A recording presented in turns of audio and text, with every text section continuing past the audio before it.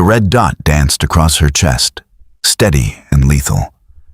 A sniper's laser marking Kiana Ford for death in the middle of a crowded corporate gala. In that split second, Parker Drake, the janitor refilling champagne glasses, made a choice that would shatter everything. Throwing his body into hers, sending them both crashing to the marble floor as the bullet shattered the crystal chandelier above them. Glass rained down like deadly snow, screams erupted, but his arms remained locked around her, fierce with a protection he couldn't explain. He didn't know she was Kiana Ford, the tech CEO whose artificial intelligence empire was reshaping the future. He only knew that, in this moment, in this ballroom in downtown Boston, someone needed saving, and he was all she had. Before we jump back in, tell us where you're tuning in from, and if this story touches you, make sure you're subscribed, because tomorrow, I've saved something extra special for you. The charity gala at the Harrington Grand Hotel was in full swing. Boston's elite mingling beneath chandeliers that cost more than most people's homes. Parker Drake moved through the crowd like a ghost, his janitor's uniform rendering him invisible to the women in designer gowns and men in custom tuxedos. He'd been working the event circuit for 3 years now, ever since he'd needed steady evening work that didn't conflict with his daughter Sophia's school schedule. Tonight's event was particularly packed. Some tech summit celebrating innovation and the future, which meant a lot of self-important speeches and champagne consumption that would leave him cleaning until 3 a.m. Parker didn't mind. The overtime meant he could afford Sophia's violin lessons next month, maybe even those new shoes she needed, but hadn't asked for because she knew money was tight. He was refilling champagne flutes at the service station when he noticed the woman on stage. She commanded attention effortlessly, her voice carrying across the ballroom without seeming to strain. Late 20s, maybe 30, with dark hair pulled back in an elegant twist and eyes that seemed to calculate everything they saw. The future of artificial intelligence isn't about replacing human connection, she was saying, her hands moving expressively. It's about enhancing it, making our lives more efficient so we have more time for what actually matters. Family, creativity, the pursuits that make us human. Parker found himself listening despite his exhaustion. There was something genuine in her voice, different from the usual corporate doublespeak he heard at these events. "That's Kiana Ford," whispered James, one of the senior waiters, appearing beside Parker with an empty tray. "CEO of Next Gen AI. Company's worth like $8 billion. She's only been running it for 2 years, and she's already doubled its value." Parker nodded, filing the information away as irrelevant to his life. Rich people stayed rich, poor people stayed poor, and janitors cleaned up after both groups. But then he saw it. A red dot, small and precise, tracking across the crowd. Parker's breath caught. He'd seen laser sights before, back in his previous life, the one he didn't talk about. 3 tours as a military medic had taught him to recognize threats, and this was definitely a threat. The dot climbed the stage, moving with deliberate intent. It settled on Kiana Ford's chest, right over her heart. Parker's body moved before his mind caught up. He vaulted over the service station, champagne glasses shattering behind him. People turned at the noise, confusion rippling through the crowd. The red dot remained steady. 20 feet, 15, 10. Kiana Ford looked up, probably wondering about the commotion. Her eyes met Parker's for a fraction of a second, confusion and the beginning of fear flickering across her face. Parker launched himself forward, tackling her around the waist. They hit the stage floor hard, his body covering hers. The crack of the rifle shot came simultaneously with the explosion of crystal above them. The massive chandelier struck dead center, shattered in a cascade of deadly shards. Screams erupted. People scattered in every direction, years of active shooter drills creating instant panic. Parker kept his body over Kiana's, feeling the sharp sting of glass cutting through his thin uniform jacket. More shots. 3, 4, 5, each one slamming into the stage or the walls behind them. "Stay down," Parker commanded, his voice carrying the authority of someone used to giving orders in life-or-death situations. "Don't move until I say." Beneath him, Kiana Ford was breathing hard, but not panicking. Good. Panic got people killed. The shooting stopped. Either the sniper was repositioning or had been forced to flee. Parker counted to 10, listening for any indication of continuing threat. Hotel security was flooding into the ballroom, along with what looked like private bodyguards. "Are you hurt?" Parker asked, still not moving. "I don't think so." Her voice was steadier than he'd expected. "You? I'll live." He carefully shifted his weight, looking for the red dot. Nothing. Slowly, he helped her sit up, keeping himself between her and the windows. That's when he saw the blood. Not hers. His. His left arm was sliced open from shoulder to elbow, where a shard of crystal had caught him during the fall. The white sleeve of his uniform was soaked crimson.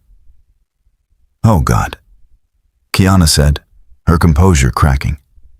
"You're bleeding everywhere." "It's superficial," Parker lied. The cut was deep, probably needed stitches. "Just looks worse than it is." Security reached them, weapons drawn, shouting commands. Parker raised his good arm, keeping his movements slow and visible. Last thing he needed was to get shot by overzealous security after surviving the actual assassination attempt. "He saved me," Kiana said sharply, her CEO voice cutting through the chaos. "This man just saved my life. Lower your weapons." One of the security team, a woman with sharp features and military bearing, knelt beside them. "Miss Ford, we need to get you out of here, now." "He comes with us," Kiana said. "He's injured." "Ma'am, protocol says—" "I don't care about protocol, Victoria. This man just took a bullet meant for me. He comes with us or I don't move." Parker started to protest. He needed to get home to Sophia. Mrs. Chen, his neighbor who watched her during evening shifts, would be worried. But the world was tilting slightly, blood loss making everything fuzzy around the edges. "Fine," Victoria agreed tersely. "But we move now." They were surrounded by a human shield of security, rushed through service corridors Parker had cleaned 100 times but now seemed unfamiliar. The wound in his arm was screaming, adrenaline wearing off to reveal the true extent of the damage. An SUV was waiting in the loading bay, engine running. They were pushed inside, Victoria taking the driver's seat while 2 other guards climbed in front and back. "Massachusetts General," Kiana ordered. "Trauma entrance." "Miss Ford, we should take you to the safe house first. He's bleeding." Kiana interrupted. "We're going to the hospital, now." The drive blurred together. Parker was aware of Kiana's hands pressing something against his arm, her expensive dress ruined with his blood. He tried to tell her not to worry, that he'd had worse, but forming words seemed impossibly difficult. "Stay with me," Kiana was saying, her face close to his. "What's your name?" "Parker," he managed. "Parker Drake." "Parker, you're going to be fine. We're almost there. Just keep your eyes open. Look at me." He tried to focus on her face. She was beautiful, he realized distantly. Not the polished beauty of her stage presence, but something more real. Fear and determination mixed together. Genuine concern for a stranger who'd happened to save her life. "I have a daughter," Parker said, panic suddenly cutting through the fog. "Sophia. She's 9. If something happens—" "Nothing's going to happen," Kiana said firmly. "You're going to be fine. You're going to see Sophia tomorrow. Where is she now? Mrs. Chen, apartment 6D, Brookside Towers on Commonwealth Avenue. I'll make sure she's taken care of, Kiana promised. I'll call her myself. But you're going to be fine, Parker. You have to be. The SUV screeched to a halt at the emergency entrance. Suddenly there were doctors and nurses, a gurney, bright lights. Someone was cutting away his uniform jacket, asking questions he couldn't quite process. The last thing Parker saw before they sedated him was Kiana Ford, her designer dress covered in blood and glass, her perfect hair falling loose around her shoulders, arguing with someone about getting him the best surgical team. A CEO fighting for a janitor like his life mattered as much as hers. Then darkness claimed him, complete and absolute. Preparing and narrating this story took us a lot of time, so if you are enjoying it, subscribe to our channel. It means a lot to us. Now back to the story. Parker woke to the steady beep of monitors and the antiseptic smell that meant hospital. His left arm throbbed with a deep, insistent pain that Morphed couldn't quite touch. For a moment, he was disoriented. The white ceiling tiles, unfamiliar. Then memory flooded back. The gala, the red dot, Kiana Ford's weight as he tackled her to the stage. Dad. His heart nearly stopped. Sophia was there, curled up in the chair beside his bed, her favorite stuffed penguin clutched in her arms. Mrs. Chen sat beside her, but it was the other woman in the room that made Parker's breath catch. Kiana Ford stood by the window, speaking quietly into her phone. In the morning light, without the gala's dramatic staging, he could see her more clearly. She was younger than he'd thought, maybe 28, with the kind of sharp intelligence in her eyes that made you feel both assessed and understood simultaneously. He's awake, Sophia announced, scrambling onto the bed with the fearless enthusiasm of a 9-year-old who didn't understand the concept of injuries. Careful, Mia, Mrs. Chen warned. Your papa is hurt. It's okay, Parker said, his voice rough. He wrapped his good arm around his daughter, breathing in the scent of her strawberry shampoo. Hey, baby girl. You got super hurt, Sophia said accusingly. Mrs. Chen said you saved someone's life. But heroes aren't supposed to end up in hospitals. Sometimes they do, Kiana said softly, ending her call and moving closer to the bed. Sometimes being a hero means getting hurt so someone else doesn't. Sophia studied her with the unfiltered curiosity of someone too young to be impressed by wealth or status. Are you the lady my dad saved? I am. Are you famous? Kiana smiled, a genuine expression that transformed her face. Some people think so. Good, Sophia said decisively. Then you can pay for my dad's hospital bill. Our insurance isn't very good. The innocence of the statement, the matter-of-fact way his 9-year-old had already learned to worry about medical expenses, made Parker's chest tight with something that had nothing to do with his injuries. Sophia, that's not, he started. But Kiana interrupted. Already taken care of, everything. And I've arranged for a private room as soon as one becomes available. Parker stared at her. You can't do that. I can, and I have. Her tone was pleasant but firm, the voice of someone used to making decisions and having them followed. Mr. Drake, Parker, you saved my life. The least I can do is ensure you receive proper medical care. I don't need charity. It's not charity, it's gratitude. She paused, something shifting in her expression. Do you know who I am? Parker shook his head. The name had been vaguely familiar when James mentioned it at the gala, but he couldn't place it beyond that. I'm the CEO of NextGen AI. We develop artificial intelligence systems for everything from medical diagnostics to climate modeling. The company is worth about $8 billion, give or take. The number was so absurd that Parker almost laughed. 8 billion. He could barely comprehend 8,000. "The lady on the billboard," Sophia exclaimed. "You're on that big screen near my school, the one that talks about making the future better." Kiana smiled. That's right. Parker felt suddenly out of his depth. He'd saved a billionaire, the kind of person whose morning coffee probably cost more than he made in a day. "I didn't know," he said quietly. "Would it have mattered?" Kiana asked. He thought about it, about that moment when he'd seen the laser dot, seen her in danger. "No." "Then we understand each other." A doctor entered, a middle-aged woman with kind eyes and efficient movements. "Mr. Drake, I'm Dr. Patel. You're very lucky. The glass severed muscle tissue but missed the major arteries. We've repaired the damage, but you'll need physical therapy to regain full range of motion. You're looking at 6 to 8 weeks of recovery." "When can I go back to work?" The question came automatically. 6 to 8 weeks without pay meant eviction, meant Sophia going hungry, meant everything falling apart.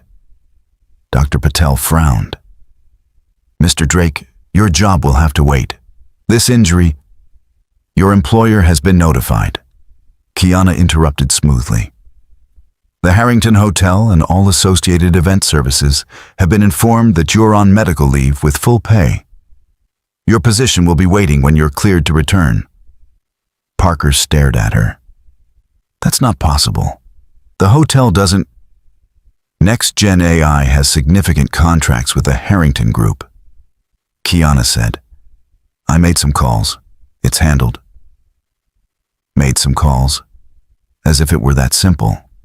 As if she hadn't just rearranged his entire world with a phone conversation. After Dr. Patel left with instructions about wound care and physical therapy, Mrs. Chen excused herself to give them privacy. Sophia, however, remained firmly planted on the bed, one hand holding Parker's, the other clutching her penguin. "I should let you rest," Kiana said, but she didn't move toward the door. "Why?" Parker asked. "Why are you doing all this? The hospital bills, the job protection, it's too much." "Is it?" Kiana moved to sit in the chair Mrs. Chen had vacated. "Someone tried to kill me tonight.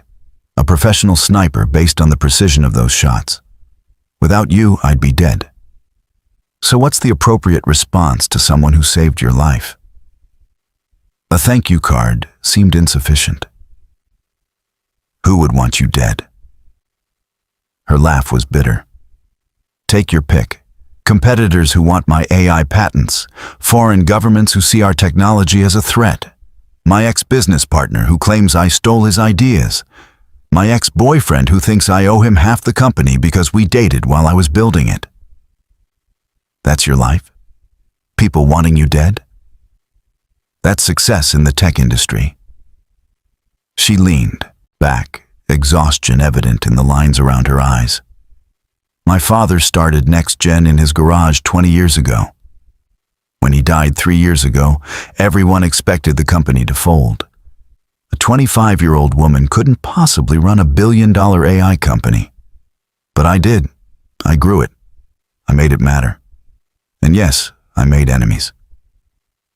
Parker looked at his daughter, who was dozing against his good shoulder. "I can't imagine living like that. Always looking over your shoulder, never trusting anyone." "You can't." Kiana's gaze was knowing. "You spotted that laser sight before anyone else.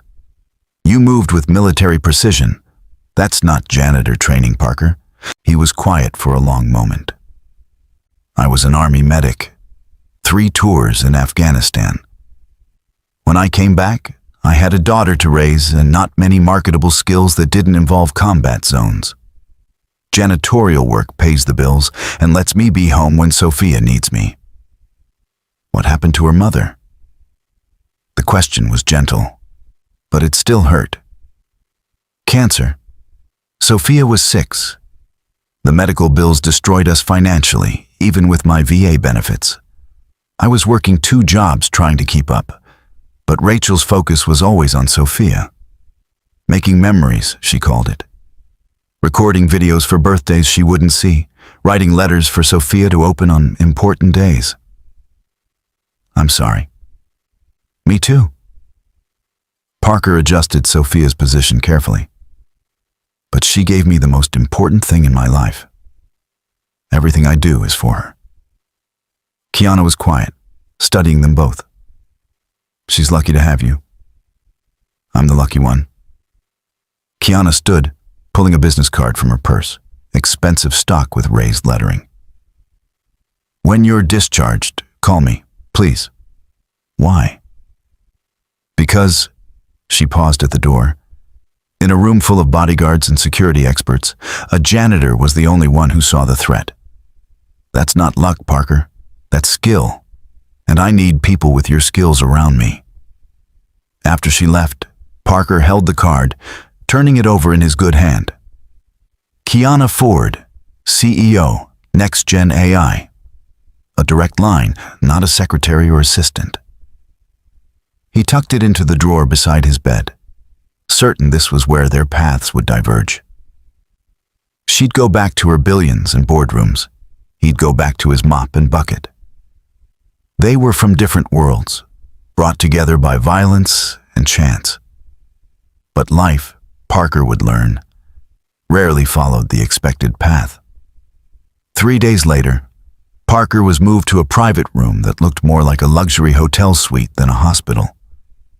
Fresh flowers appeared daily, not showy arrangements, but simple sunflowers and daisies that made Sophia smile when she visited after school. His meals came from some executive kitchen, and a tablet appeared on his bedside table loaded with games and educational apps for Sophia. The nice lady sent it. Sophia informed him, already deep into a math game that would have cost $50 in the App Store. She called to ask what I liked. She called you.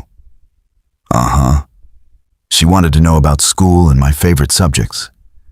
She said I could visit her office sometime to see the robots they're building for hospitals. Parker didn't know what to make of it. In his experience, rich people didn't maintain interest in their charity cases. They wrote checks and moved on, consciences clear. But Kiana seemed different. On the 4th day, she appeared during visiting hours, carrying a bag from some expensive bakery. She was dressed more casually than at the gala, jeans and a sweater that probably still cost more than his monthly rent, but the effect was somehow more approachable. I brought cookies, she announced. Sophia mentioned you liked the chocolate chip, ones from Tot Bakery. When did she mention that? Parker asked, bemused. During our daily call. Kiana said it so matter-of-factly, like daily calls with a 9-year-old were perfectly normal for a billionaire CEO. Sophia bounded over, giving Kiana a hug that seemed to surprise them both. Miss Kiana, did you bring the pictures of the robots? I did.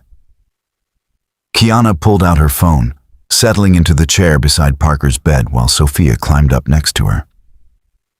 They spent 20 minutes looking at photos of medical AI systems, Kiana explaining how they worked in terms Sophia could understand. Parker watched them, his heart doing something complicated in his chest. Sophia hadn't been this animated with anyone since Rachel died. And Kiana, the intimidating CEO from the news, was patient and kind, genuinely interested in his daughter's questions.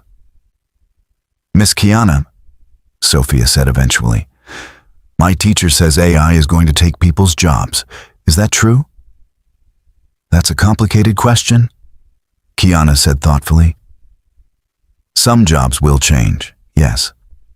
But our goal at NextGen is to use AI to handle the boring, repetitive tasks so humans can focus on the work that requires creativity, empathy, and connection. Things that make us uniquely human. Like my dad saving you? Sophia said. A robot wouldn't have done that, right? Kiana's eyes met Parker's over Sophia's head. No, a robot wouldn't have. What your dad did required split-second judgment, courage, and the willingness to sacrifice himself for a stranger. That's something no AI can replicate. After Sophia left with Mrs. Chen for dinner, Kiana remained. The easy conversation of earlier faded into something more weighted. You don't have to keep doing this, Parker said quietly. The visits, the gifts, the calls to Sophia. You've paid whatever debt you think you owe. Is that what you think this is? Obligation? Isn't it? Kiana was quiet for a moment, looking out the window at the Boston skyline. When that laser sight appeared on my chest, I froze. Complete mental paralysis. I knew I should move, should do something, but my brain just stopped working. Do you know what that feels like? To be that helpless? Yes, Parker said simply. You do, don't you? She turned back to face him. Afghanistan? Among other places. He didn't elaborate. Some memories were better left buried. I've spent the last 2 years building walls, Kiana continued. After my father died, after my ex tried to steal the company, after every competitor and critic said I'd fail, I made myself untouchable. No vulnerability, no weakness. And it worked. I built an empire. But I also built a prison. I don't understand. Sophia called me yesterday, Kiana said softly. Not because I'm a CEO or a billionaire, but because she wanted to tell me about the A she got on her science test. When was the last time someone contacted me just because they wanted to share good news? Parker saw it then. The loneliness beneath the polished exterior.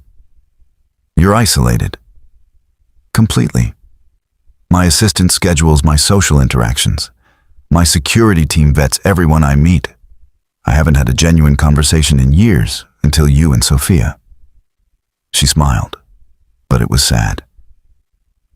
A janitor and a 9-year-old girl showed me what I'd lost in my pursuit of success. We're not that special. You are, though.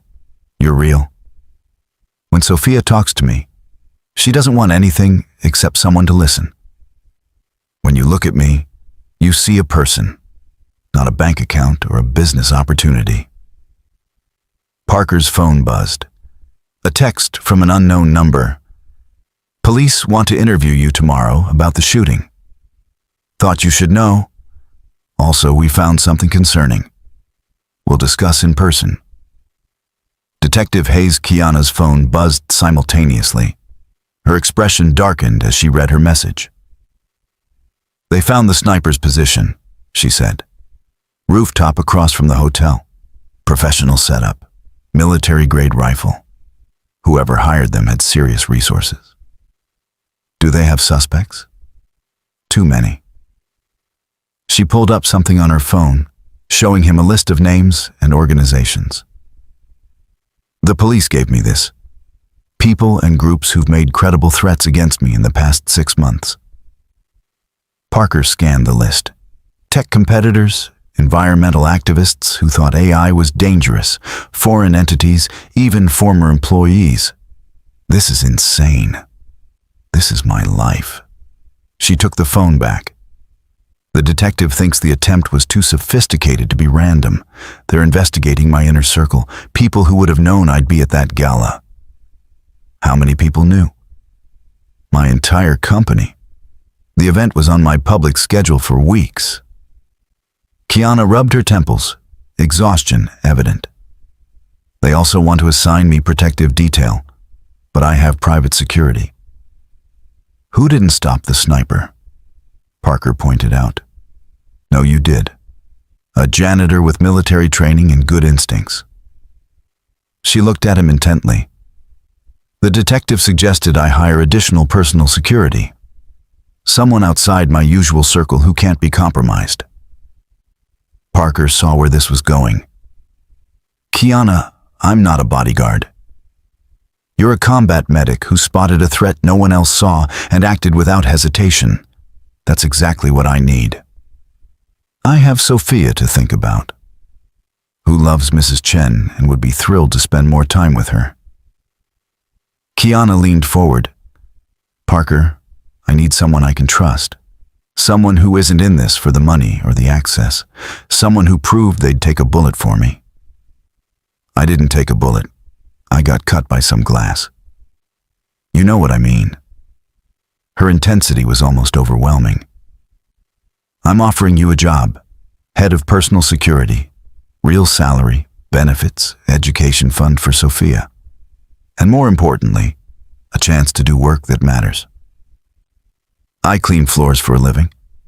What do I know about corporate security?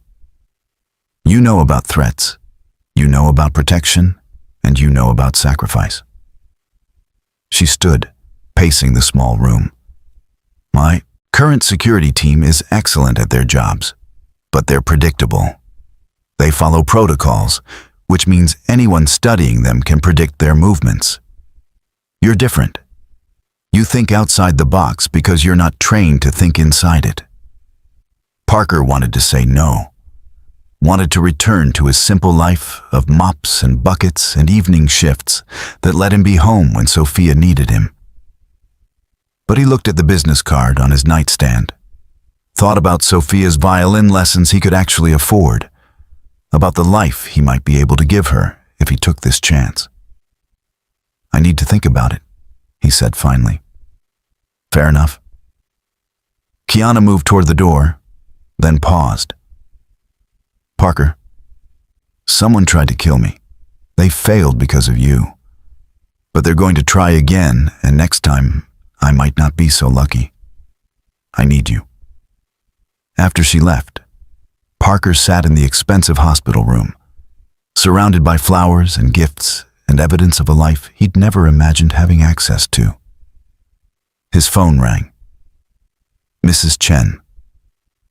Parker, mijo, I need to tell you something. A woman came by today, from Sophia's school, said there's been a man asking questions about her.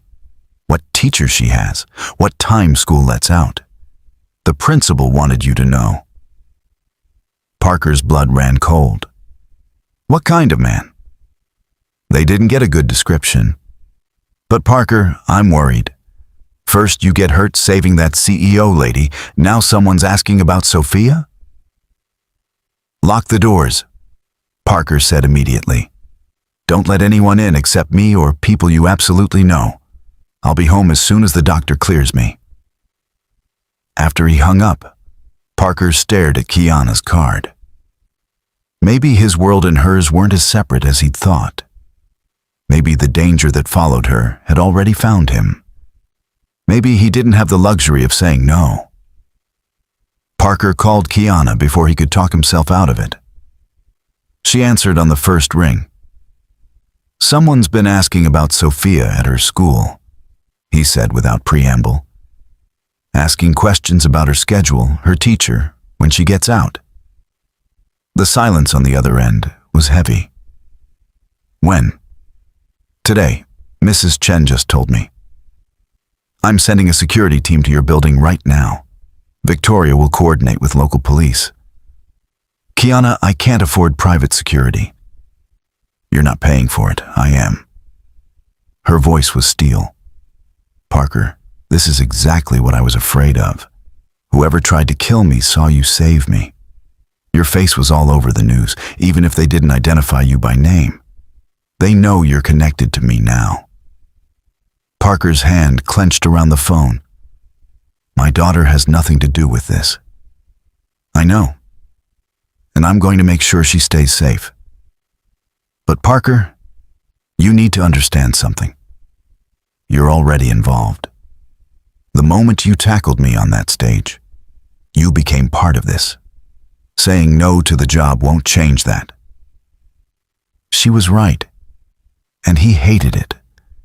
Hated that his instinct to save someone had put Sophia at risk. Hated that the simple life he'd built was crumbling around him. The job, he said quietly. What exactly would it entail? You'd be with me, most of the time. Corporate events, board meetings, travel when necessary. Your job is to spot threats before they materialize and keep me alive if they do. What about Sophia? She'd have security too. Discreet, but constant.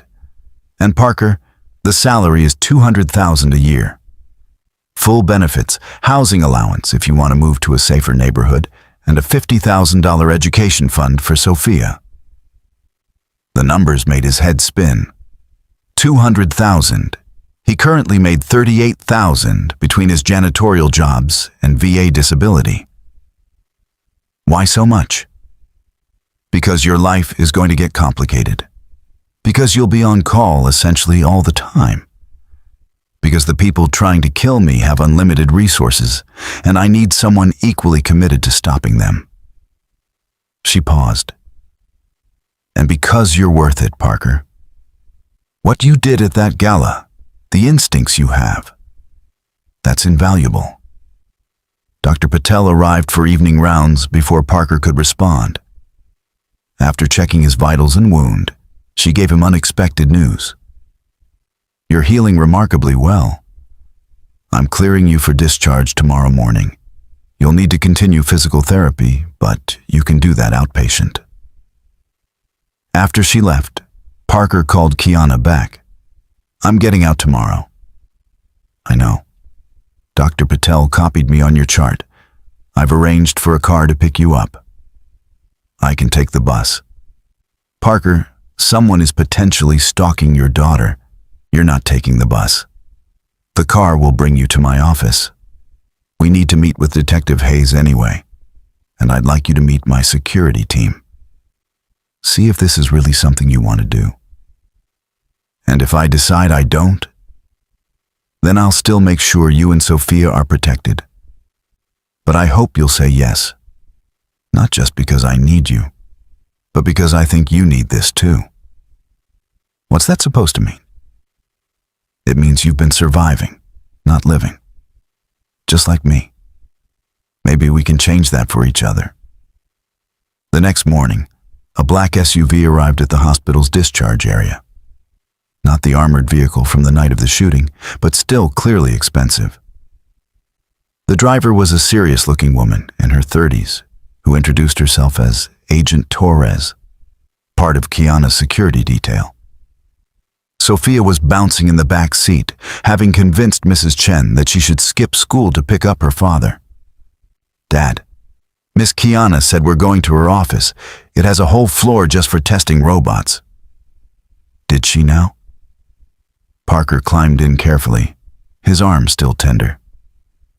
She also said there's a cafeteria with ice cream. Sophia added conspiratorially. For lunch.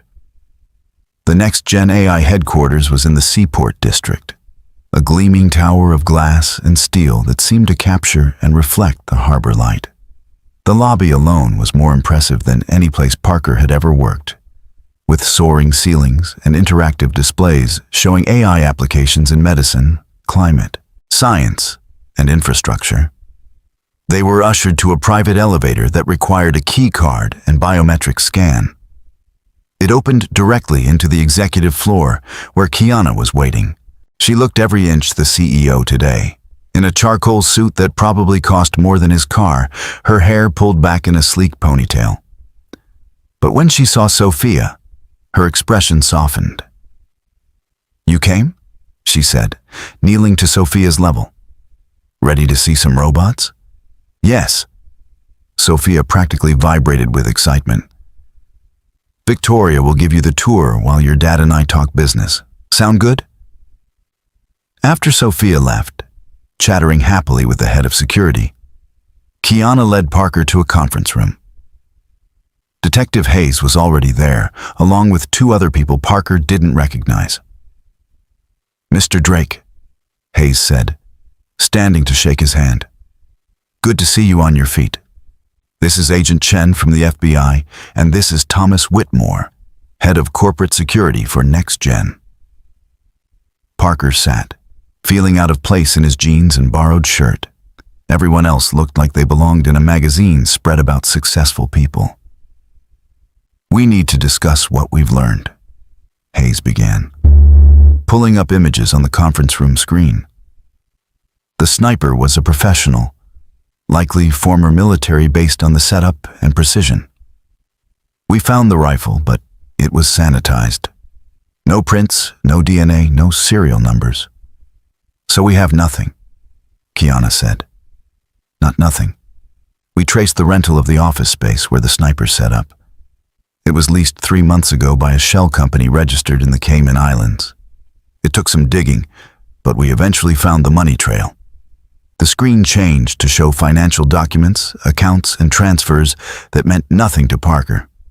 The company is owned by a larger holding company, which is owned by an even larger one. But at the top of that particular pyramid, we found something interesting. Hayes pulled up a photo of a man in his 50s. Silver hair, expensive suit, predatory smile.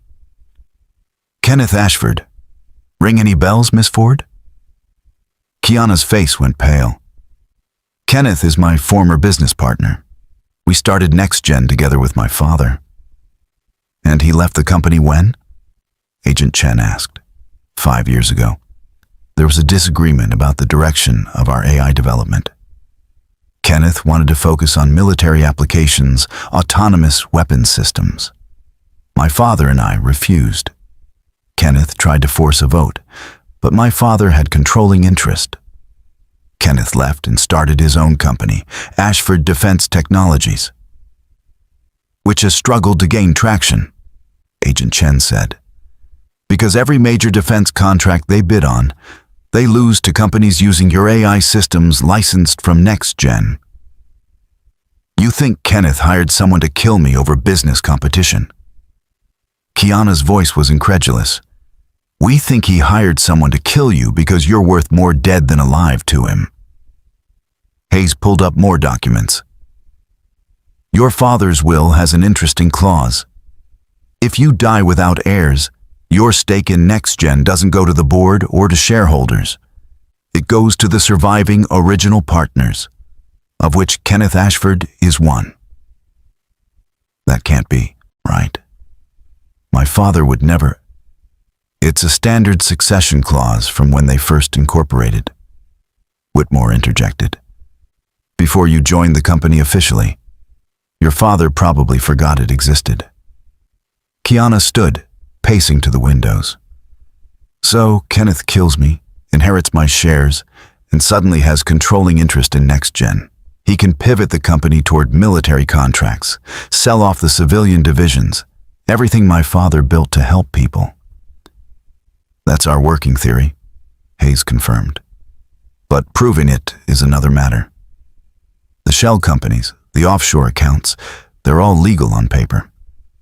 We can't directly connect Kenneth to the assassination attempt. Yet, Agent Chen said. We're building a case, but it takes time. Meanwhile, Miss Ford, you're still at risk. Which is where I come in, Parker said, speaking for the first time since the meeting started. Everyone turned to look at him. Kiana offered me a job, head of personal security. I'm thinking I should take it. With respect, Mr. Drake, Whitmore said. You're a janitor with military medical training. We have a team of former Secret Service agents, ex-Special Forces, professionals who do this for a living. Who didn't see the sniper? Parker pointed out. No offense to your team, but I spotted the threat and neutralized it before any of your professionals even knew there was a problem. You got lucky? Did I? Parker leaned forward. Or did I see what trained security missed because I wasn't following a protocol? Because I was thinking about threats instead of procedures? Whitmore opened his mouth to argue, but Kiana cut him off. Parker's right. Our security is excellent at what they do, but they're predictable. Kenneth knows how corporate security operates. He can plan around it. Parker is an unknown variable. Miss Ford, I strongly advise against this, Whitmore said. Mixing personal feelings with professional security is a recipe for disaster. Who said anything about personal feelings? But Kiana's eyes met Parker's across the table, and something passed between them that definitely wasn't professional. "I'll do it on a trial basis," Parker said. 3 months. If it's not working, we part ways. But I have conditions." "Name them," Kiana said. "Sophia's safety is paramount. She gets the same level of protection you do, non-negotiable. Mrs. Chen too, since she's often caring for Sophia." "Done." "I need training. If I'm going to do this job right, I need to understand corporate security protocols, even if I'm going to break them. I need to know how your security team operates." "Whitmore will arrange it," Kiana said, ignoring the man's grimace. "And one more thing. Total honesty. No more secrets about threats or dangers or corporate drama. If I'm going to protect you, I need to know everything." Kiana was quiet for a moment. "That works both ways. I need to know about your past too. Afghanistan, what you did there, what you saw. The things you don't talk about." Parker's jaw tightened. Those memories were locked away for a reason. But she was right. If they were going to trust each other with their lives, there couldn't be walls. "Deal," he said. After the meeting, Kiana found Sophia in the robotics lab, completely absorbed in watching a surgical AI perform a simulated procedure. Victoria stood nearby, looking more relaxed than Parker had ever seen her. "She's brilliant," Victoria said quietly. "Asked questions that half our engineers can't answer." "Her mother was a biomedical researcher," Parker said, "before she got sick. Sophia inherited her curiosity." They watched Sophia for a moment, this small person who was the center of Parker's universe, now standing in a world of cutting-edge technology and billion-dollar innovations like she belonged there. "I'm scared," Parker admitted quietly. "Taking this job means putting both of us at risk." "You're already at risk," Kiana said. "The question is whether you want to face it reactively or proactively." "When did you get so wise about danger?" "When someone put a laser sight on my chest and I realized how fragile everything I'd built really was." She turned to face him. "I meant what I said, Parker. I need you. Not just as security, but as someone who sees me as human, not as a commodity or a target or a business opportunity." "Is that what this is? You hiring me for companionship?" "I'm hiring you to keep me alive. The companionship is a bonus." She smiled, but it was tentative. "Is that okay? That I like having you around?" Before Parker could answer, his phone rang. Unknown number. "Mr. Drake," a smooth voice said when he answered. "You don't know me, but I know you. I know about your daughter Sophia. Sweet girl. Violin lessons on Tuesdays, loves strawberry ice cream, walks home from school with the Chen woman every day at 3:15. Parker's blood turned to ice. "Who is this?" "Someone who wants you to understand something. Miss Ford's protection is not your concern. Walk away from whatever arrangement you're making with her. Take your daughter and disappear. I'll even help you. $2 million, new identities, fresh start anywhere in the world. And if I refuse, then I stop being generous and start being creative. There are so many terrible things that can happen to little girls in this city, Mr. Drake. It would be a shame if any of them happened to Sophia." The line went dead. Parker stood frozen, the phone still pressed to his ear. Kiana was saying something, but he couldn't hear her over the roaring in his ears. Someone had just threatened his daughter. Someone had just made this very, very personal. "Parker?" Kiana touched his arm. "What's wrong?" He looked at Sophia, still fascinated by the robots, innocent and unaware of the danger circling closer. "We need to move her," he said. Now. Somewhere safe. Somewhere they can't find her. Who can't find her? Whoever just offered me $2 million to abandon you. He met Kiana's eyes and threatened to kill Sophia if I refused. Within an hour, Sophia was in a secure location, not some obvious safe house, but a private residence in Beacon Hill owned by one of Kiana's college friends who happened to be traveling in Europe. Mrs. Chen was there too, despite her protests that she didn't need protecting. If they're watching me to get to Sophia, they're watching you too, Parker had told her. Please, just until we figure this out. Victoria had arranged everything with military efficiency. Security cameras, panic buttons, a guard rotation that looked like neighborhood dog walkers and delivery drivers. To anyone watching, it was just an empty house. Parker hated being separated from his daughter, but he hated the idea of her being used against him even more. She'll be safe, Kiana promised as they drove back to Next Gen headquarters. Victoria's team is the best.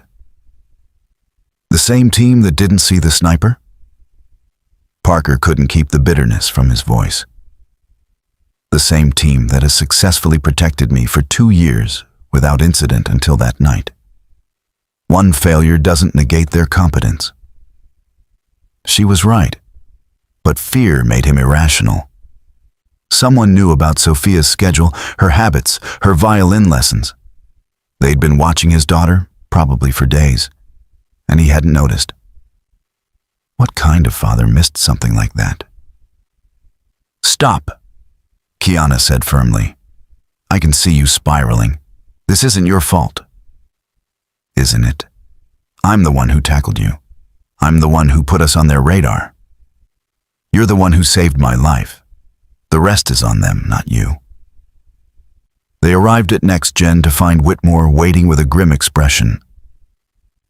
We swept Miss Ford's penthouse, found 3 listening devices and a camera in the bedroom. Parker felt sick. How long have they been there?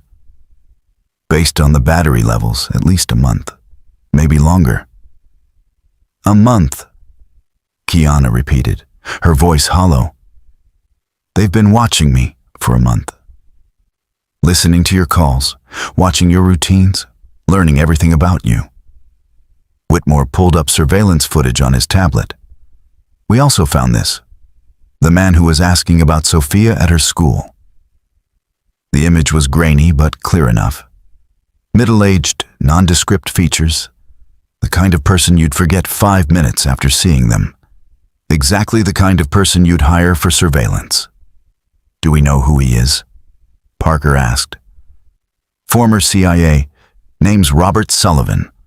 Officially retired, unofficially works as a contractor for people who need things done quietly. Whitmore swiped to another image. He was seen entering the Ashford Defense Technologies building yesterday. That's not proof Kenneth hired him, Agent Chen said. She joined them via video conference from the FBI field office. It's suspicious, but not actionable. So what do we do? Parker demanded. Wait for them to make another attempt? Wait for them to actually hurt Sophia? We build the case, Chen said. Keep Miss Ford safe, keep your daughter safe, and gather evidence that will actually hold up in court. How long will that take? As long as it takes. After the call ended, Parker found himself alone with Kiana in her office. The space was less formal than he'd expected. Yes, there was the massive desk and the wall of windows overlooking Boston Harbor. But there were also personal touches. Photos of what looked like her father, a child's drawing framed on the wall, a worn copy of a robotics textbook on her shelf. Tell me about him, Parker said, nodding to the photo of an older man with kind eyes and Kiana's smile. My father. She picked up the frame, running her fingers over the glass. David Ford, brilliant engineer, terrible businessman, wonderful parent. He started Next Gen because he believed AI could solve problems instead of creating them. Cancer detection, climate modeling, infrastructure optimization. He wanted to make the world better. Sounds like a good man. The best. When my mother died, he raised me alone, brought me to work with him, let me tinker with circuits before I could read. I learned coding sitting on his lap, learned business ethics watching him turn down lucrative contracts because the applications were questionable. What happened to him? Heart attack, sudden, massive, fatal. He was 58. She set the photo down carefully. The company nearly collapsed. I was 25, barely out of business school. The board wanted to sell. Kenneth pushed for military contracts. Everyone thought I'd fail. But you didn't. No. I fought. I restructured. I innovated. I proved them all wrong. She looked at Parker. But I lost myself somewhere in that fight. Became so focused on success that I forgot what it was for. Forgot that my father built this company to help people, not to win some corporate war. Parker moved to stand beside her at the window. Below, the city stretched out in all directions.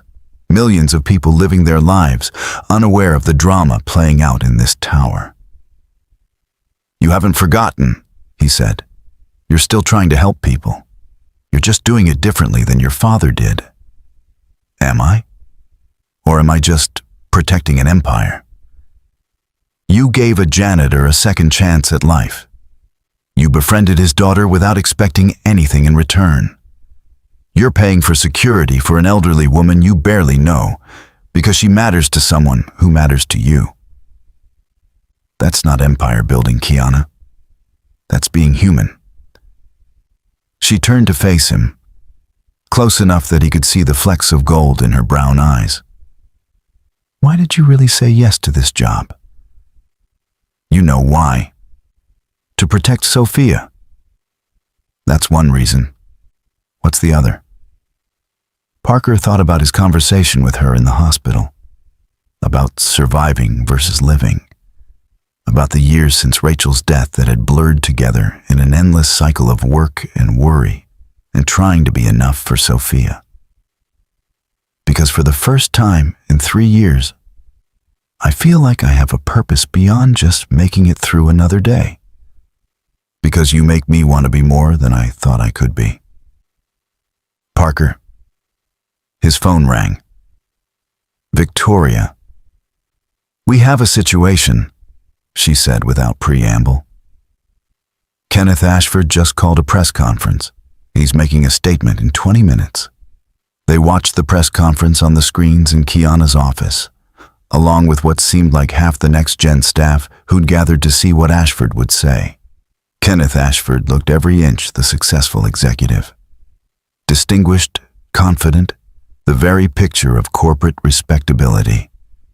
He stood at a podium bristling with microphones, cameras flashing as reporters jockeyed for position.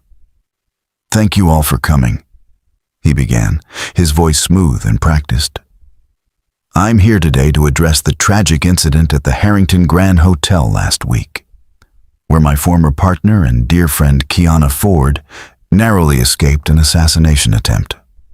Murmurs rippled through the assembled press. I want to be absolutely clear, Ashford continued. I condemn this violence in the strongest possible terms. Kiana and I may have had our business disagreements, but she is a brilliant innovator and a credit to the tech industry. The idea that anyone would want to harm her is unconscionable. That's not what this is about, Kiana said, watching the screen with narrowed eyes. He's establishing his alibi. Furthermore, Ashford said, I've learned that some have attempted to connect me to this heinous act. I want to address those allegations head on. Yes, I have business interests that sometimes compete with next-gen AI. Yes, Kiana and I parted ways over philosophical differences about AI development. But the suggestion that I would resort to violence to resolve business disputes is not only false, it's defamatory. Is he seriously threatening to sue while he's trying to kill you? Parker asked, incredulous. He's controlling the narrative, Whitmore said, getting ahead of any accusations before we can make them stick. I've cooperated fully with law enforcement, Ashford continued. Provided access to all my financial records, my communications, my movements on the night in question. I have nothing to hide, and I challenge anyone making these accusations to provide actual evidence rather than conspiracy theories and circumstantial connections. The press erupted with questions. Ashford fielded them smoothly, painting himself as the victim of a smear campaign, a successful businessman being attacked by a rival who couldn't compete fairly. He's good, Parker admitted grudgingly, making himself sympathetic while putting Kiana on the defensive. It gets better, Victoria said darkly. She pulled up a different screen, showing social media feeds. Already the narrative was shifting. Ashford as the wronged party, Kiana as the paranoid CEO seeing conspiracies where none existed. Some posts went further, suggesting she'd staged the assassination attempt for publicity, that the whole thing was a PR stunt to generate sympathy and drive up stock prices. This is insane, Kiana said. Someone actually tried to kill me. But they can't prove Ashford was behind it, Agent Chen said via video call. And now he's positioned himself as the victim of false accusations. If we push forward without solid evidence, we look like we're harassing him. Parker watched Kiana's face, saw the frustration and fear warring with the need to maintain her public composure. This was her world, he realized. Not just the technology in the boardrooms, but this constant battle of perception and positioning, where truth mattered less than narrative. We need to respond, Whitmore said. Issue our own statement. Saying what? Kiana asked. That we suspect him but can't prove it? That makes us look desperate. Then we don't respond, Parker said. Everyone turned to look at him. Ashford wants you to engage. He wants a public fight where he can play the victim, so don't give him one. And do what instead? Live your life. Show up at public events. Demonstrate that you're not afraid. Make him come to you. That's using Miss Ford as bait, Victoria protested. Miss Ford is already bait, Parker corrected. At least this way, we control the terms. Kiana was quiet, thinking. Finally, she nodded. He's right. I have a board meeting tomorrow, a tech conference this weekend, a charity dinner next week. I'm going to all of them. With respect, that's suicide, Whitmore said. No, it's calling his bluff. Kiana's voice was steel. Ashford thinks he can intimidate me into hiding, into looking weak. But I'm not my father. I don't back down from fights. She turned to Parker. You said you wanted total honesty. Here it is. I'm terrified. The idea of walking into another public event knowing someone might try to kill me makes me want to throw up. But I can't let fear win. My father didn't build this company by being afraid, and I won't lose it the same way. Then we make sure you stay alive while you're being brave, Parker said. Victoria, I need complete access to Miss Ford's schedule, her routines, every event she's attending. We're going to change everything. Different routes, different timing, different protocols. You're not in charge of security, Whitmore pointed out. Actually, Kiana said, as of right now, he is. Whitmore, you and your team report to Parker. He has final say on all security decisions regarding my safety.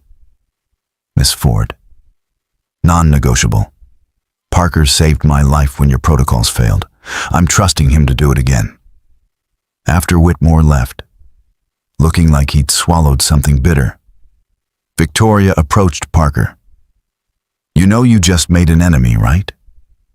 Whitmore's been head of security for 5 years. He's not going to take kindly to being supplanted by a janitor. I'm not trying to take his job. I'm trying to keep Kiana alive. Are you? Victoria's gaze was knowing. Or is this about more than just professional protection? Parker didn't answer. He wasn't sure he could. The board meeting was scheduled for 9 a.m. at NextGen headquarters.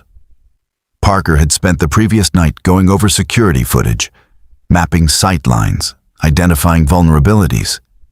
He'd slept maybe 3 hours, his mind refusing to quiet. Sophia called at 7 a.m. video chat from the safe house. Dad, when can I come home? Mrs. Chen made pancakes, but they're not as good as yours. Soon, baby, I promise. Are you keeping the nice lady safe? I'm trying. Good, I like her. She sent me a robot that helps with homework. It's really cool, even if it's basically fancy tutoring software. Parker smiled despite his exhaustion. Even at 9, Sophia could see through marketing to the underlying technology. Rachel would have been proud. I love you, Mija. Be good for Mrs. Chen. I love you too, Dad. Don't get hurt again, okay? After they hung up, Parker found Kiana in her office, already dressed in a power suit that probably cost more than his monthly salary used to be. She looked exhausted, shadows under her eyes suggesting she'd slept as little as he had. Ready for this? He asked. No, but I'm doing it anyway. The board meeting was in the main conference room, 38th floor. Floor-to-ceiling windows offered a panoramic view of Boston Harbor, which made Parker's tactical instincts scream. Too much exposure, too many angles for attack. But Victoria had assured him the glass was bulletproof, rated to stop a .50 caliber round. The room had been swept for devices 3 times that morning. Security was as tight as they could make it. The board members filtered in, 12 people who collectively controlled the direction of an $8 billion company. Parker recognized some from the news, others from Kiana's briefing files. They eyed him curiously, this newcomer in their midst, but said nothing. The meeting started normally enough. Financial reports, operational updates, the usual corporate machinery grinding forward. Parker stood by the door, watching faces, reading body language. Old habits from medical training, assessing patients not just by what they said, but how they said it. 40 minutes in, one of the board members, a woman named Catherine Reynolds, brought up the assassination attempt. We need to address the elephant in the room, she said. The attempt on Kiana's life, Ashford's press conference, the media attention. This is affecting stock prices, investor confidence. The board needs to know how you plan to handle this situation. I plan to handle it by continuing to run this company and not letting terrorists dictate our operations, Kiana said calmly. That's admirable, but is it wise? Another board member, Gerald Phelps, leaned forward. Perhaps you should consider stepping back temporarily for your safety and the company's stability.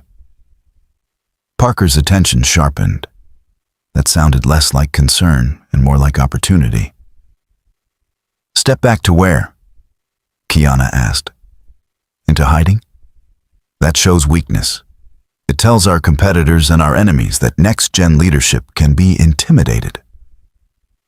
It tells them that we value human life over corporate posturing, Catherine countered. The argument escalated, voices rising. Parker watched Gerald carefully. The man kept checking his phone, quick glances under the table. Not unusual, except he was doing it every 30 seconds like he was waiting for something. Parker moved closer to Kiana, subtle but deliberate. Something felt wrong. That's when the lights went out. Emergency lighting kicked in immediately, bathing the room in an eerie red glow. Parker moved on instinct, putting himself between Kiana and the windows. "Everyone stay calm." Victoria's voice came over the security channel in his earpiece. "We've lost power to the 38th floor. Generators should kick in momentarily." "This isn't a power failure," Parker said quietly to Kiana. "This is coordinated." The conference, some room doors slammed shut, electronic locks engaging with a heavy thunk.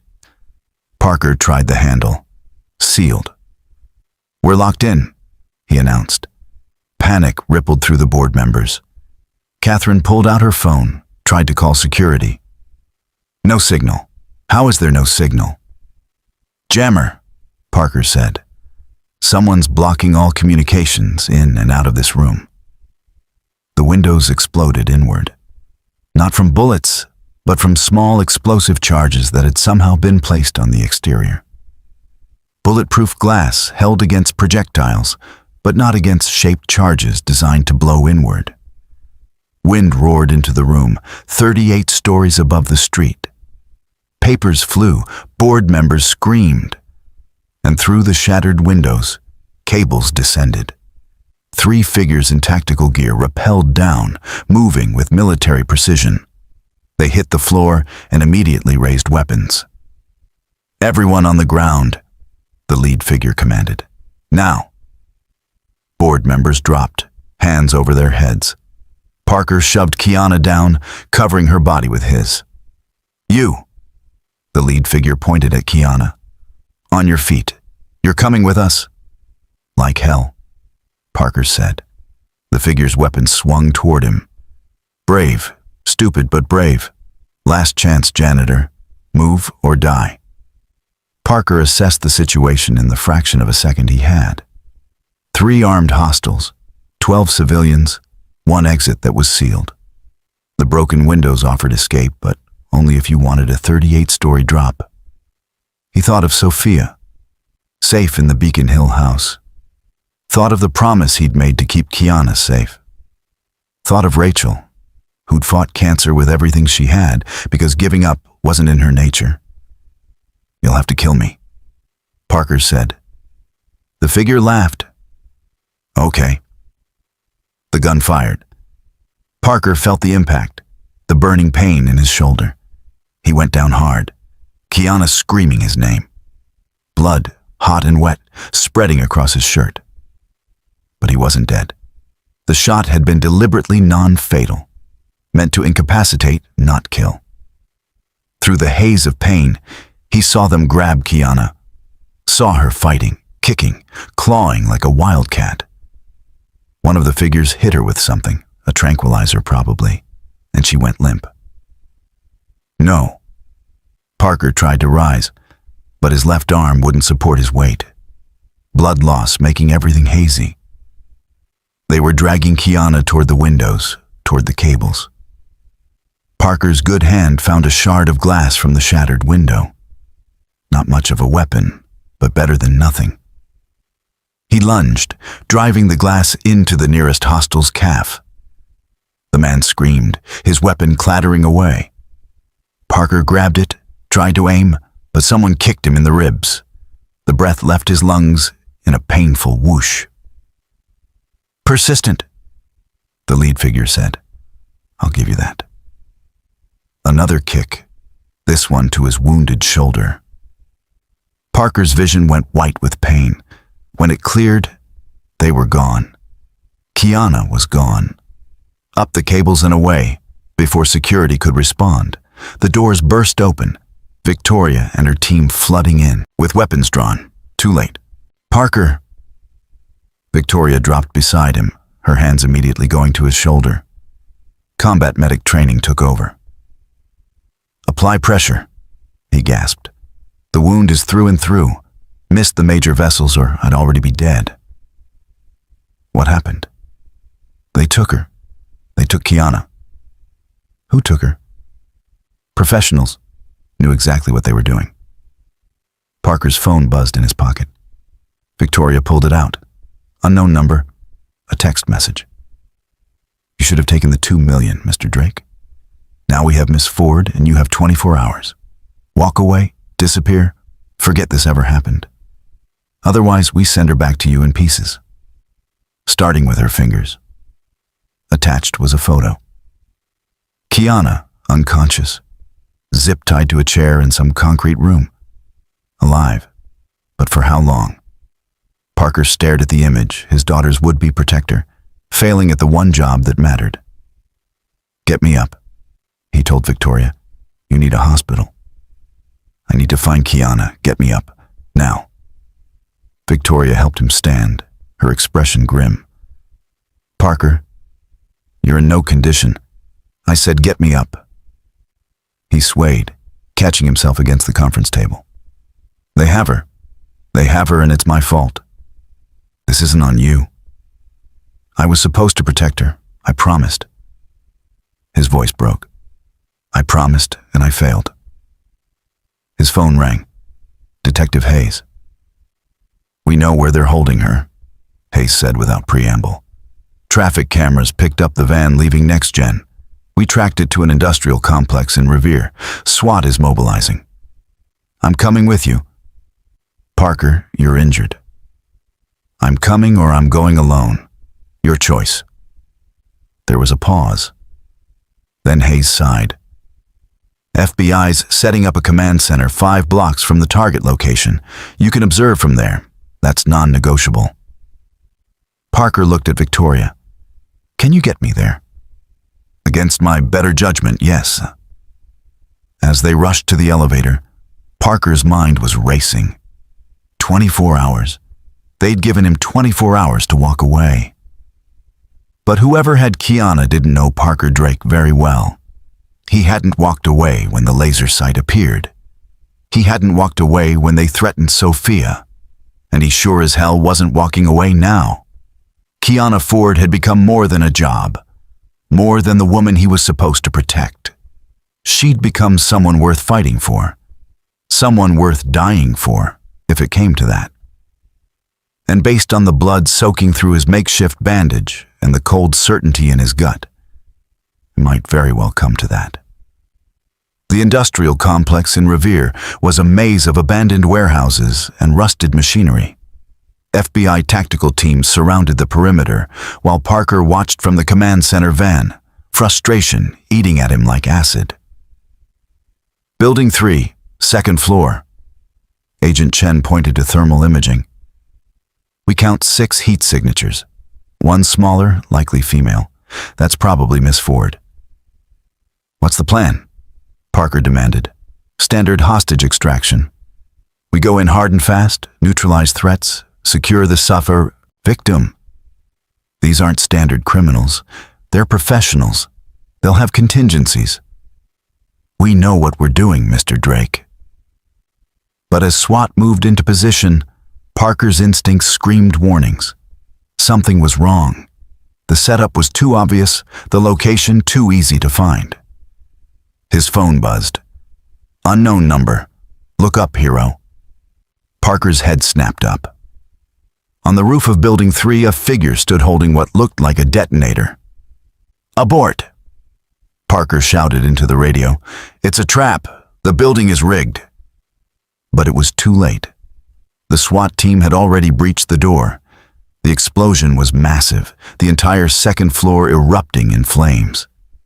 SWAT members scattered, some thrown backward by the blast. Parker was already moving, ignoring Agent Chen's shouts, ignoring the pain in his shoulder.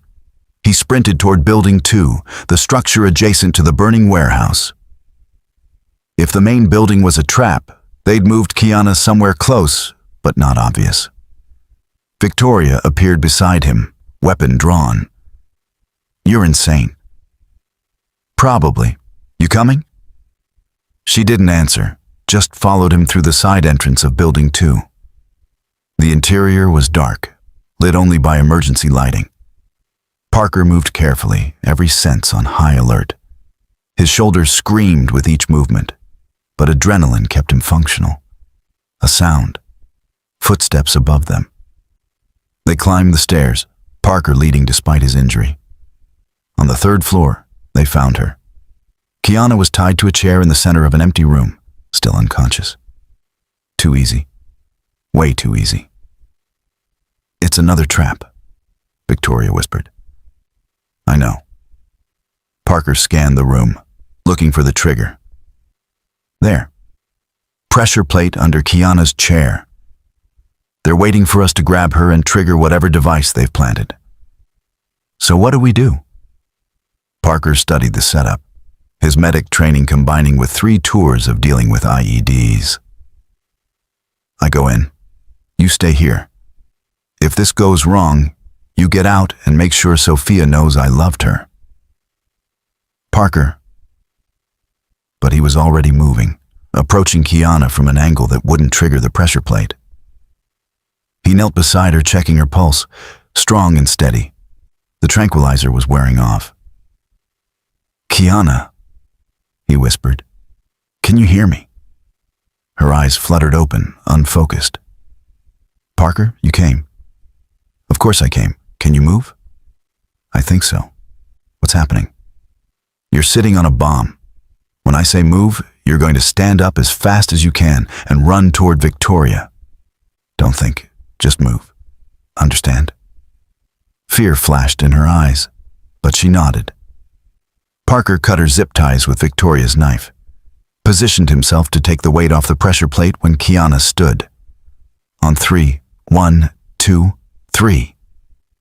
Kiana lunged forward. Parker slammed his weight down on the chair. The pressure plate held for a fraction of a second, then clicked. "Run!" Parker shouted. They sprinted for the door. Behind them, the charge detonated, not massive like the other building, but enough to collapse part of the floor. Parker felt the heat, the concussive force throwing him forward. Then Victoria was pulling them both through the doorway, down the stairs, out into the cold night air where FBI agents swarmed around them. Kiana clung to Parker, both of them breathing hard, covered in dust and blood. "You came for me," she said again, like she couldn't quite believe it. "Always," Parker promised. "I'll always come for you." The aftermath was chaos.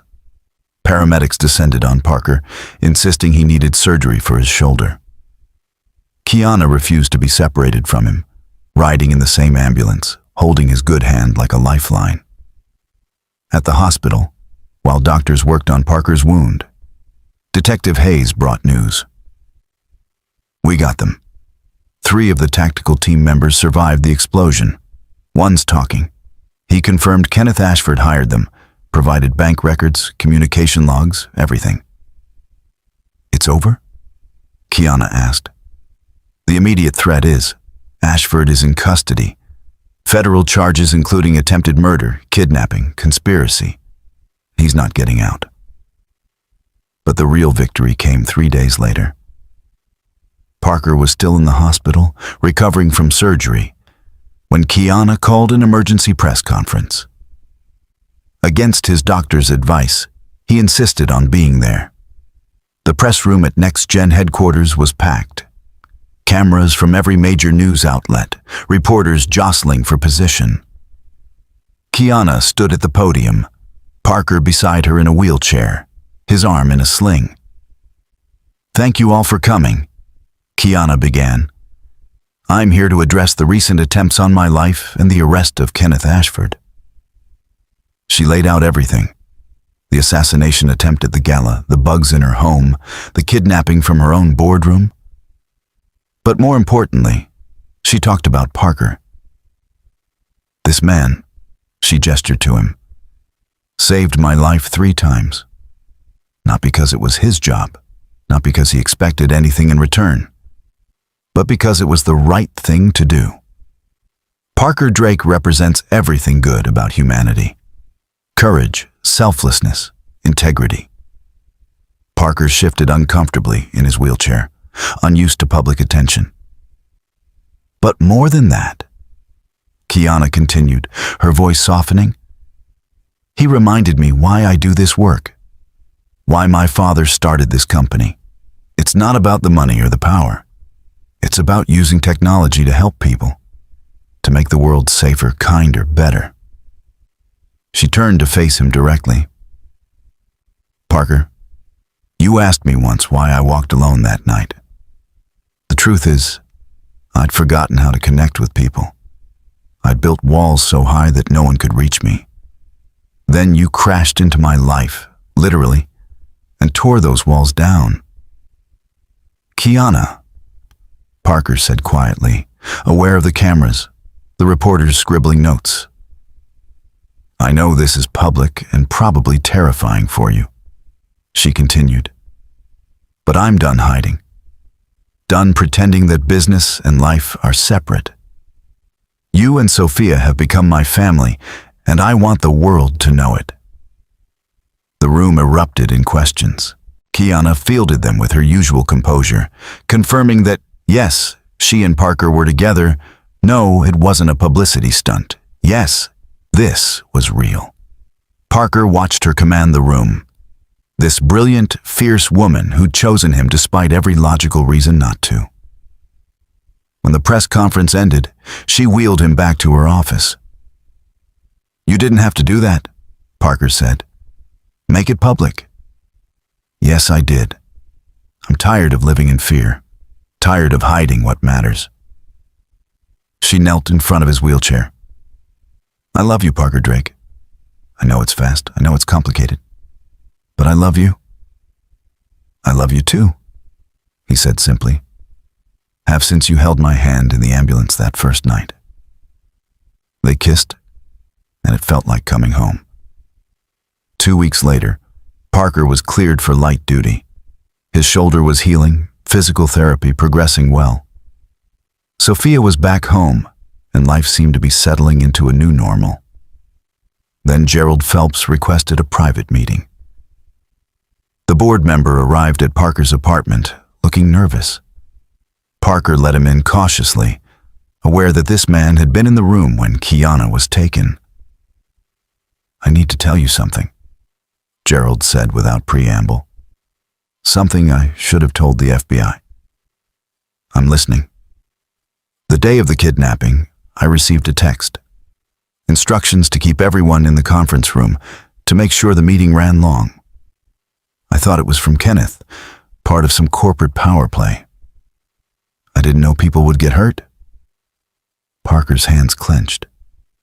You helped them. Not intentionally. But yes, my cooperation allowed them access. Gerald pulled out his phone. The text came from this number, but when I tried to trace it later, I found something strange. He showed Parker the phone records. The number belonged to a next-gen employee, Thomas Whitmore. Parker's blood ran cold. The head of security.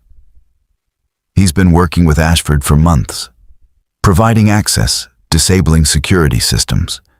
He's the one who planted the bugs in Kiana's penthouse, who gave the tactical team the entry codes. Why are you telling me this instead of the police? Because Whitmore knows I figured it out. He sent me a message this morning. If I talk, my family dies. But I can't live with this. Kiana deserves to know. Parker called Detective Hayes immediately. Within hours, Whitmore was arrested attempting to flee to Canada. The betrayal cut deep. This was someone Kiana had trusted for years. When Parker told her, she took it surprisingly well. I should have seen it, she said quietly. The signs were there. His resistance to hiring you, his insistence on following protocols that made us predictable. You trusted him. That's not a weakness. Isn't it? My father always said trust was earned, not given. I gave it too freely. Your father also taught you that people deserve second chances. That's not weakness, Kiana. That's humanity. She was quiet for a long moment. How do you always know what to say?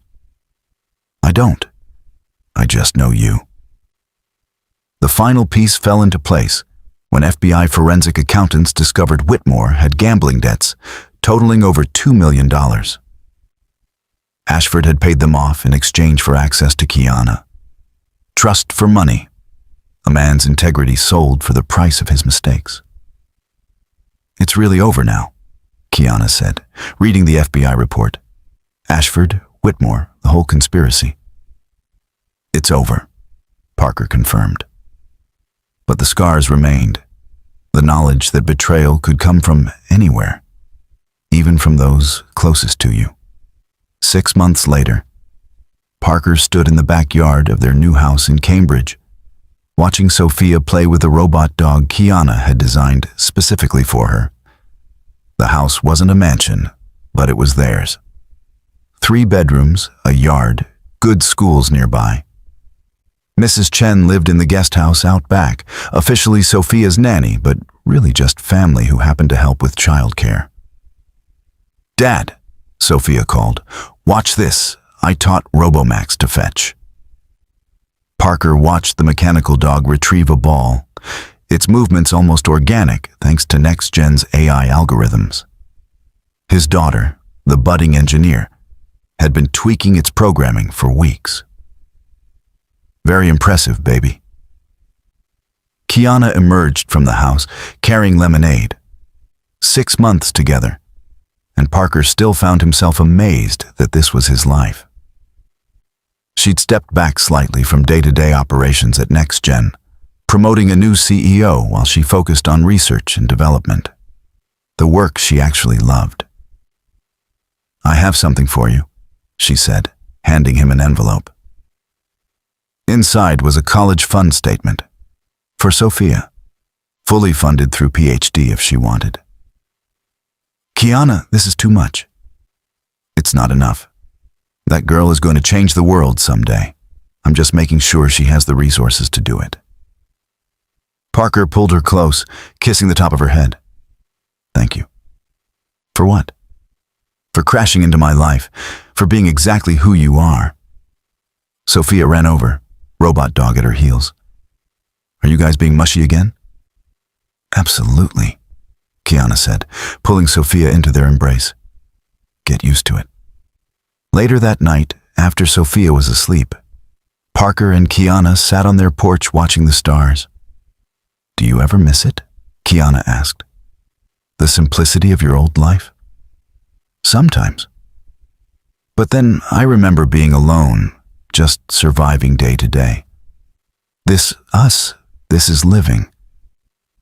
"I proposed to the board that we start a foundation," Kiana said, "using AI to provide free medical diagnostics in underserved communities, named after your wife. The Rachel Drake Memorial Foundation." Parker's throat tightened. She would have loved that. I thought so too. They sat in comfortable silence, 2 people from completely different worlds who'd found each other through violence and chaos and somehow built something beautiful from it. "Marry me," Parker said suddenly. Kiana turned to him, surprised. "What?" "Marry me. I know we said we'd wait, but I don't want to wait anymore. Life's too short, too unpredictable. I want to wake up every day knowing you're mine and I'm yours." "I don't have a ring to give you," Kiana said, tears in her eyes. "I don't need a ring. I just need you." "Yes," she whispered. "Yes. 1,000 times yes." They kissed under the stars, sealing a promise that had started with a red laser dot and a split-second decision to be brave. Inside, Sophia smiled in her sleep, dreaming of robots and futures bright with possibility. And in the morning, they would start planning a wedding, a merger not of companies, but of hearts, of families, of 2 people who'd saved each other in every way that mattered. The fairy tale, as it turned out, was real after all. Just messier, more complicated, and infinitely more beautiful than any story could capture. Up next, you've got 2 more standout stories right on your screen. If this one hit the mark, you won't want to pass these up. Just click and check them out. And don't forget to subscribe and turn on the notification bell so you don't miss any upload from us.